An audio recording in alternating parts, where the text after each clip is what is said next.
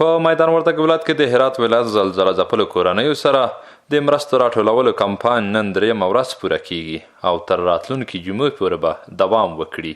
د یاد ولایت زلزله ځپلو کورنیو سره د مرستې راټولولو کمیټې مسؤلین او چارواکي وایي په هرات ولایت کې زیات ځاني او مالي زیانونه اوښتي دي. دوی له تجاران او خلکو غوښتنه کوي چې زلزله ځپلو سره مرسته وکړي.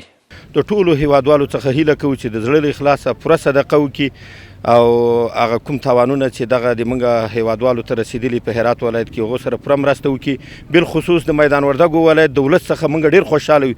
یقینا چې موږ غږ پې کړی په ټولو ولسوالیو کې حکومتي ادارو باندې تجارانو ټولو خپل د زړه له کومې هغه مدد او هغه نصرت کومک کړی ده. د ملت اخلاص او د دوی محبت او د دوی درد دا موږ ته معلومیږي. واقعا لکه څرنګه چې نبي علیه السلام وایي چې مسلمانان د یو وجود حیثیت لري، که په یو ځای کې درد وشي ټول وجود نارامه وي. همدا مسلمانان دغسې همکاري کوي. د دې ولایت خلک راځي.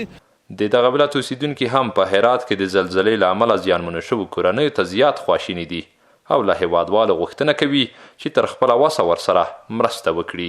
زړه مې ډېر درد کاوه. زه دغه پیسې ورته واچولې چې دا هغه په هر چا راځي نو خدای دې هغو ته جنتونه ورکړي او دې دغه صدقې په خاطر دا خو ناچیز شی وه نو الله تعالی دې هغه وبخي او دغه نوره وسه مې نه وه دغه مې ورته واچولې.